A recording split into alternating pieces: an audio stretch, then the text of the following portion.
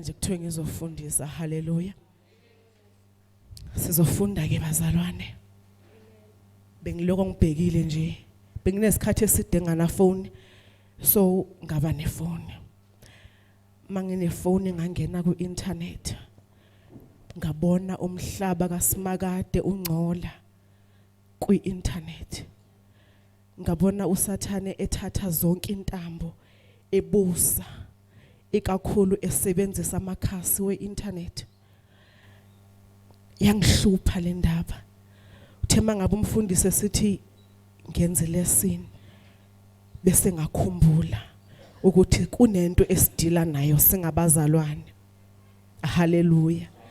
Mhlambe bakhona abanakile ke abafana nami ukuthi abathakathi baphumela obala bayazidayisa bakhuluma ngendlela abathanda ngayo futhi abancengi bayasho nje ukuthi mawusondela kimi mina ngizokwenzela lokhu nalokhu mawufuna ukubulala umuntu mina ngiyakwazi mawufuna ukushaya isichitho ubhidliza umshado womuntu sondela kimi baphumela obala mangabe besikhula kuzi izinto ezifihliwe besazi ukuthi ziyenzeka kodwa bezifihliwe besazi ukuthi izangoma zikhona kodwa besazi ukuthi izangoma ziphilisa abantu manje izangoma ziphumela obala ziyasitshela ukuthi zona ziyaloya azikufihli abeluminate ungena ku YouTube bakhuluma free ukuthi imali siyithola kanje and they are recruiting people to join ukuthi imali siyenza kanje. Ngizama ukuthi amagunyo obumnyama bangcwele adedelwe futhi enza noma isikanjani. So I question yami ukuthi we as Christians siyenzani makunje. Sihlala phansi sibukele. Siyahlala sithi Jehova kulungile isikhathi sabo. Senzani thina as Christians? Si youth sifuna umsebenzi. Mawufika emsebenzini ufika kunabantu ababuswa ulo moya. Uzosebenza nabantu ababuswa ngulo moya, abantu abangazifihli futhi. Lapho sihamba khona abanye bafuna izikolo, sinabantwana abakhulayo bazoya kuma university bayohlangana nabantu ababuswa ngamagunyo obumnyama. So we as Christians, what is it that we can do? For lento thina esibhilivela kuyo. For lo nkulunkulu esibhilivela kuyo. Ilesson yethu namhlanje izoba lapho. Hallelujah. Uthi uNehemiya mangabe ezovusa ugange. Usondela kuNkulunkulu. Uyabuza ukuthi ngaluvusa na ugange. Ngicabanga ukuthi njengama Christians isikhathi sokusondela kuNkulunkulu. Sibuze ukuthi uNkulunkulu senza kanjani makunje. Isikhathi sokusondela kakhulu kuNkulunkulu ngoba asikwazi ukushaya sengathi asibone bazalwane. Hallelujah. Mangabe uNehemiya seke itholile iconfirmation yokuthi Nehemiya livusa ugange. Uhamba ngesibindi ayovusa ugange lwaseJerusalem. Hallelujah. Uluvusa ngesibindi engasabhekanga ukuthi ngubani omelana naye. Mangabe singasondela kuNkulunkulu bazalwane ngeqiniso sikhona kuNkulunkulu akhona amasonto maningi bakhona futhi onomasonto. Hallelujah. Okuwukuthi imibuso yamagunyo obumnyama ivuke bekhona nomasonto ivuke ekhona amasonto bekhona abafundisi beshumayela sikhona sifasta sithandaza shothi manje isikhathi sokuthi sisondele kakhulu kuNkulunkulu asidebate emsebenzini ungayiphenduli into engakhulunywa nawe. Okuqala emsebenzini bahleli bayadiscussa ngoba into engiyinakile ukuthi uSathane uyaziqhayisa and uSathane mangabe eziqhayisa akaziqhayisi ngoba ena something akana nix but ufuna into kithi. So usathane uyazigabisa, uyazi-advertiser ngayo yonke indlela. The minute uzama wena ukungenelela, uthi hayi lento eniyikhulumayo ayikho, into ekhona nansi. So ukhona manje, so kuyadebatewa. Awazi ukuthi wena uzohamba uphelele kuphi. Awazi ukuthi awakho amandla udebate nalabantu azoma kuphi. It's either bazuza wena noma wena uzuza bona. And uzoba ku situation yokuthi uyi-one uzodefend uNkulunkulu. Bongakhulunywa nawe kokuqala. Uzifakile. Bongakhulunywa nawe. Isikhathi sokuthi sixhobisane bazalwane. Sinikezane ama weapons wokuthi sima kanjani thina kule situation. Ngoba asifuni ukuba kusesayidini kaSathane. Asifuni ukubuswa ngalamandla abusayo njengamanje. So kwamele sakhane sitshelane amaqiniso. Ungazifaki ku debate engakufuni. Uyathula nje engathi akukhulunywa nawe. Kubhlungu ukuthula abazalwane. Ungabuza mina ngiyazi. Nginokuthula emsebenzini abantu behleli benabile bethi ayike mfundisi thina ke sisayophahla sibatshele ukuthi sesifikile emsebenzini. Uzubhlungu kodwa uthule ngoba ikufaki lento. Bazalwane angeke sikufihle ukuthi izwi lishunyayeliwe. Akekho umuntu ongazwanga ngoNkulunkulu. So kusele kumuntu manje ukuthi wenza kanjani. uNkulunkulu uyazi abantu bayalazi iqiniso. Angeke size siyokhuluma amaqiniso nalapho sengafunikanga sokumele sithule khona. Ukuvumela ukuthula. Ngoba abantu bayamazi uNkulunkulu. Abantu bayalazi iqiniso. USathane usebenzisa abantu ukutesta thina ukuthi simephi. So okokuqala ukuvumela ukuthula. Ukuvumela ukuthula ufihla lento ekuwe ngaphakathi. Ubaleka nalento ekuwe ngaphakathi. Ukuvumela ukuthula. Hallelujah. Okwesibili ku social media asulalela noma yini. Mangabe uvula nje umuntu umbona abantu bebonakala nangendlela abagqoke ngayo. Omunye uzombona efaka amacici everywhere. Ubona imakeup yakhona. Akakawuvula umlomo kodwa iappearance yakhe seyathi ukuthi uzoadvertise abantu. Scroll because angeke size singayisebenzisi isocial media ngoba kunabantu abanje. Angeke singangeni ku Facebook ngoba kunabantu abanje. Scroll ungalaleli. More especially uzazi ukuthi uwiki kangakanani. You are in a situation yokuthi ubroke. Kubhaliwe la ngaphakathi. Kubhalwe ukuthi imali ezamsinya. Imali etholakala kalula. Scroll ukuze ungathemtheki. Ubaleka nokholo lwakho, ubaleka noNkulunkulu wakho. Ukuze ungangeni kuleyo temptation, dlula sengathi awuboni. Kokwesibili esingakwenza, hallelujah. Okwesithathu asikhulekeni njengabantu abathi let your kingdom come. Sonke siyazi ukuthi sibuswa ngogovernment abahlukile. Kodwa ukhona umbuso ongaphezulu kwayo yonke imibuso. Engathi besingakhuleka njengabantu abafuna ukuthi umbuso kaNkulunkulu uphuthume usondele kithi. Ngoba asifuni ukuzuzwa ubumnyama. Sihlale emkhulekweni othi let your kingdom come, O Lord. Umbuso wakho mawufike. Siyazibona izinto ziyenzeka. Siyabona amaSathanist ayaz-advertiser. Kodwa siyazi ukuthi ukhona umbuso ongaphezulu kwale mibuso esiyibhekile. Umbuso wakho mawufike. Umbuso wakho mawufike sisabambelele. Kunomhlabeleli othanda ukuhlatshelela uncandweni.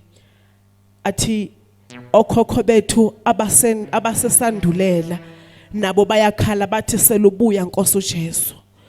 Engathi besingakhuleka lo mkhuleko ukuthi selubuya Nkosi uJesu sisalibambile izwi lakho. Selubuya Nkosi uJesu sisahleli kuwe. Bese sikhuleko umkhuleko othi ungasingenise ebulengweni. kodwa usindise enkohlakalweni. Hallelujah. Every time mangabe sikhuleka sifike kule mikhuleko. That is why ethu Jesu mangabe efundisa abafundi bakhe ukuthandaza, abafundisa ngoba wethu osemazulwini, ngoba kunepower eningi ehleli kuba wethu osemazulwini endlula imikhuleko esikhulekayo. Engathi besingazama ukulandelela khona, sizama ukulalela khona, sizama ukulalelisisa ukuthi ungasingenise ebulengweni. Sisesikhathini sokuthi sibone umbuso kaNkuluNkulu unyakaziswa, kodwa uNkulunkulu mthina masingangeni ebulengweni. Ake sikhonze uNkulunkulu singenalutho, sibona abantu bezithola izinto. Uthe uminister mangabe eshare lesson the other day wakhuluma ngokuthi uJesu mangabe lingwa usathane wamdayisela zonke izinto zasemhlabeni, ubucwebe bonke basemhlabeni. Engathi besingakhulekela ukuthi uNkulunkulu asinikeza amehlo kamoya owokubona izinto ukuthi leza kuzona ezikaNkulunkulu, ngoba usathane une tendency yokuthi akuvezele ubuhle bomhlaba, akuvezele izinto ezidlulayo. NjengoJesu ebona ukuthi lobu bucebi basemhlabeni, sizokhumbula ukuthi uJesu wayesenyameni efana nathi ngaleso sikhathi. Wayesenyameni mangabe elingwa efastile 40 days, wake senyameni njengathi. But still wema wathi lo umbuso uyedlula, kukhona okukhulu onkungale. Engathi uNkulunkulu beke ngasivezela imiqhele esibekele yona ngale, bese simkhonze sifane noDavide. Uthi uDavide mangabe sekezwile ukuthi okhonza uNkulunkulu ongaphezulu kwabo bonke uNkulunkulu uzoshiswa, bese anyukele to the upper room. Lokho akumisanga ukuthi angakhuleki kuNkulunkulu wakhe. Ngifuna ukuthi lemibuso manje yamagunya obumnyama ededelwe ayizusimisa ukuthi singakhuleki kuNkulunkulu wethu, ayizusenza ukuthi sikhothame lapho singabelongi khona. Noma singeke sisho lutho sizobukela abantu baphikisane benze ngokuthanda kwabo, kodwa thina angeke sizuzeke. Ungavumi ukulahlekelwa ubukhona bakho ngezinto zesikhathi ezidlulayo. Sisezwana abangcwele, sisezwana. I'm not a very good teacher bazalwane, kodwa ngithanda ukuthi mangabe ngikhuluma into ezohlala kumuntu ayisebenzise. Asisazuziqhayisa manje ngokushumayela, asisazuziqhayisa manje ngokukhuleka ngezilimi, kodwa sizotshelana amaqiniso bese futhi siyakhana ukuthi umzalwane nomzalwane ongekho esontweni siyazi ukuthi siyamthemba lapha ekhona. Sazi ukuthi izulu liyakuthemba usemsebenzini, izulu liyakuthemba usesikolweni, ngoba sikhulumile sakunikeza wonke ama-waypoint wokumelana noSathane. Sisikhathi manje bazalwane sokuthi njengoDavide sikhuleke kuNkulunkulu, njengoDavide sinyukele to the upper room, sikhuleke kuNkulunkulu in a way yokuthi noma kuvela manje abantu besithi siyakubulala, sikubulalela uNkulunkulu wakho, sibone ngale kokufa ukuthi kunokuphila. Sibone ukuthi ukufa sokufa manje kuncane compared to ukuphila okungale. Kuzosizana ukuthi sizuze ukuphila kwamanje ngokwesikhashana, ngoba lithi izwi likaNkulunkulu imizimba yethu iyidokodo lokugcina thina, kodwa thina singaphakathi kwaleli dokodo, okusho ukuthi ukufa kwalomzimba akusikhosti, akulinganiswa nokuphila okungale kwethuna. Asifuni ukufa bese siyabhubha sesikhonze kangaka abazalwane. Sesikubonile konke kusobala. Abafundisi bayathwala, abaprofeti bayathwala. Abaprofeti banenhlanga bakwazi ukuzifaka emizimbeni yakhe, bese umuntu akubheka kukhumula ube ngqunu akutshela indaba zakho. akutshele nonyaka owazalwa ngawo. Okusho ukuthi lento ayiphelelanga ngaphandle kubantu abathi abakhonzi. Ingene yazi yangena ngisho ebandleni. Lenza njani ibandla malinje? Makunje. Kubhlungu bazalwane. Ayikho into ebhlungu njengokuthi ngiyababona laba ababuye abavile lobala. Kuba bhlungu kakhulu kwabasebandleni. Kubhlungu ukubona umuntu edlala ngoNkulunkulu wakho. Kubhlungu ukubona umuntu enza isinoma sikanjani bese ecasha ngoNkulunkulu wakho. uNkulunkulu wena omaziyo okhalela kuye. Bese kufika umuntu amenza into yokudlala. Kufika umuntu amenza into yokucasha. Azi kahle ukuthi ngawapha amandla kawasebenzisayo. Sinabafundisi abambethe amandla wasemkhathini kodwa biza igama lika Jesu. Wenza kanjani manje makunje? Ungumzalwane okholwayo. Ungumzalwane othemba uNkulunkulu. Sisikhathi bazalwane sokuhlala siqiniseke kuNkulunkulu. Sisikhathi sokuthi silwele lento sibhilivela kuyo. Asikho esinye isikhathi. Zonke izinto ezenzekayo zikhulunyiwe ukuthi ngemihla yokugcina lokho kuzokwenzeka. Haleluya. Zonke izinto ezenzekayo akukho kufihliwe phambi kwaSimakade. uNkulunkulu usithembile bazalwane. Usithembile ukuthi sizodlula nakulena into. Sizophumelela. Kusezoba nzima ukudlula lapha bazalwane. Kuqalile manje kunzima. Kodwa kuze isikhathi esinzima ukudlula lapha. Lapho kuzobiza khona ukuthi sife sifele ukuthi siyakholwa ukuthi uJesu wafa wavuka. Mangabe abantu sebeqalile ukuphumela obala kanje ngezinto ezimasikizi abazenzayo, izinto ezisabekayo, kunesikhathi lapho bezophuma bethi siyakubulala manje mangabe usakhuluma ngalo Jesu. Manje sakhana ukuthi makufika leso sikhathi ungavumi noma sokuthiwa sikugwaza ngomkhonto uthi ngibulale kodwa as long as ngifela kuJesu. Haleluya. Sengizohlala phansi bazalwane. Ngizocela ukuthi sifundeni incwadi kaYeremiya.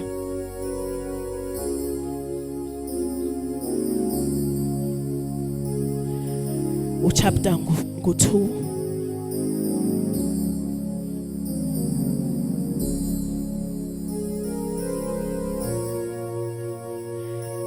Verse 7.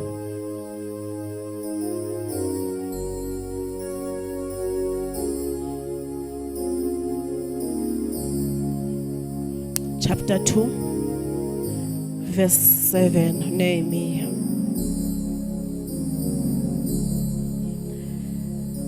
Futhi ngathi enkosini uma kukuhle enkosini manginikwe incwadi kubabusi phesheya komfula ukuze bavume ukuba ngidlule ngize ngifike kwaJuda,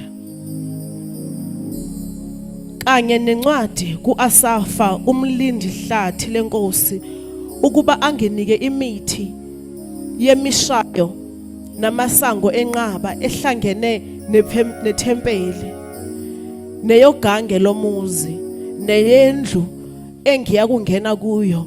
Inkosi yangenika lokhu ngokwesandla esihle sikaNkulunkulu wami esasiphezu kwami. Haleluya. uNehemiya konke akakucela kuNkulunkulu kwakwenzeka. Akukho okwehlukile kuNehemiya nathi. uNehemiya bekengasi spirit bazalwane. Abantu esikhuluma ngabo kuBhayibheli ngabantu abaphila kwi-physical, ba-physical njengathi. Asikhulumi ngezinto ezi-impossible. Whenever sifunda iBhayibheli akukhulunywa ngezinto ezi-impossible. Mangabe uNkulunkulu wayekwazi ukulalela umkhuleko kaNehemiya bese ehamba naye, shuthi nathi uNkulunkulu uyakwazi ukulalela imikhuleko yethu bese ehamba nathi. Yonke iminyango uNehemiya bekakokota kuyo beyivuleka ngoba bekesazi ukuthi ngihamba noNkulunkulu. Isikhathi sokuthi njengoNehemiya manje sicela ukuthi uNkulunkulu uhamba nathi. Sizoma se represent ikingdom yaphezulu kodwa uNkulunkulu yiba nathi. Umhlaba uzuzwa bumnyama sizoma thina sikhanye ngoba izwi lakho lithi wena ungukukhanya.